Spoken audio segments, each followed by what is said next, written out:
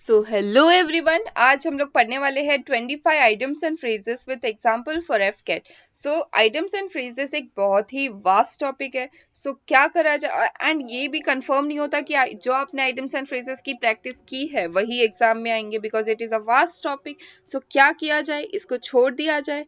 नहीं, छोड़ नहीं सकते, बिकॉज ये कम से कम 6 से 9 नंबर का आता है एग्जाम में, और इतने ही मार्क्स गंवाना हम अफोर्ड नहीं कर सकते।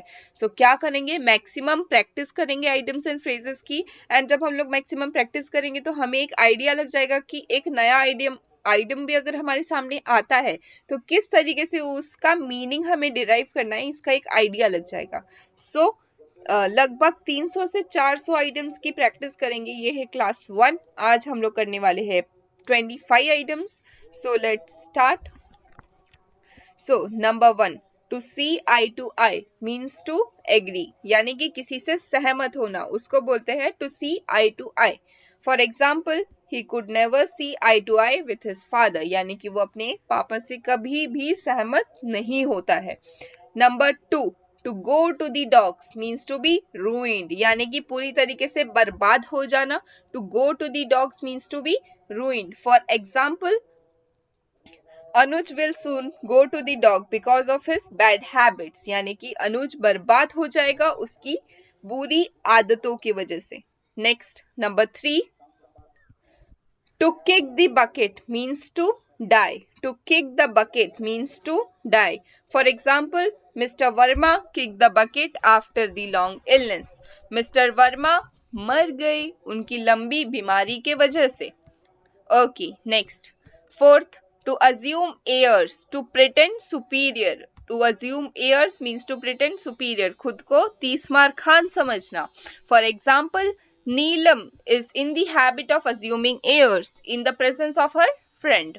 Okay, next. Number 5, to smell a rat, to be suspicious, यानी कि कुछ दाल में कुछ काला है भाई. So, to smell a rat means to be suspicious. For example, I smell a rat in the bargain that Mr. Singh made with my brother. Next, number 6, to laugh in one's sleeve means to laugh secretly. To laugh in one's sleeve means to laugh secretly. The staff laugh, for example, the staff laugh in their sleeve at the manager's pompous speech. Okay.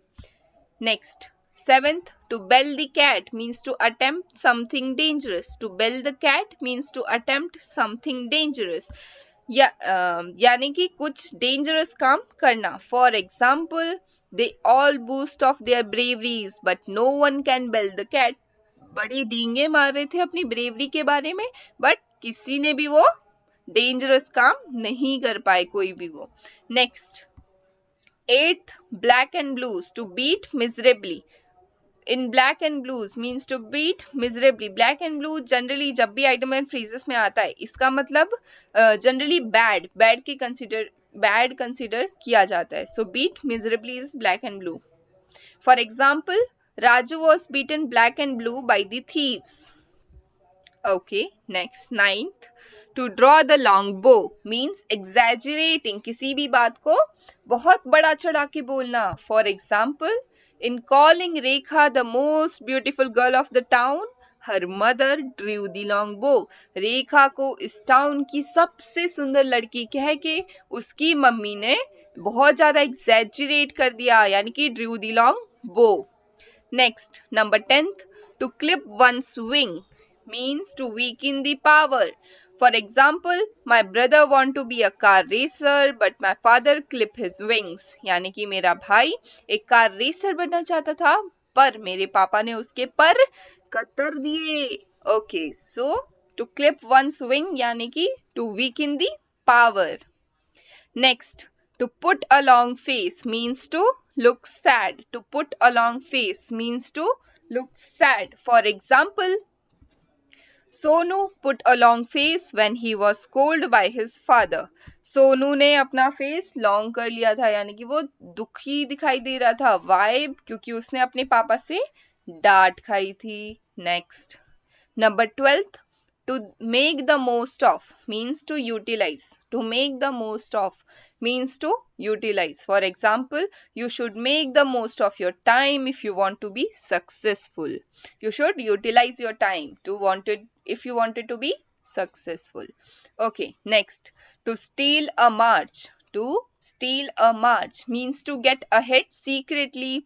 For example, Renu stole a march on her friend in studies and got the first position. यानी कि Renu secretly पढ़ाई करती थी और first position ले आई अपनी friend को पीछे छोड़ते हुए. Next, 14. To beat about the bush. To talk in a roundabout manner. To beat about the bush इसका मतलब होता है कि जो मेन पॉइंट है उसके अगल बगल बात करना, यानी कि मेन मुद्दे पर नहीं आना. So, for example, Mr. Dixit always beat about the bush. Mr. Dixit हमेशा बात मेन मुद्दे के अगल बगल बात करते, कभी भी मुद्दे पे नहीं आते.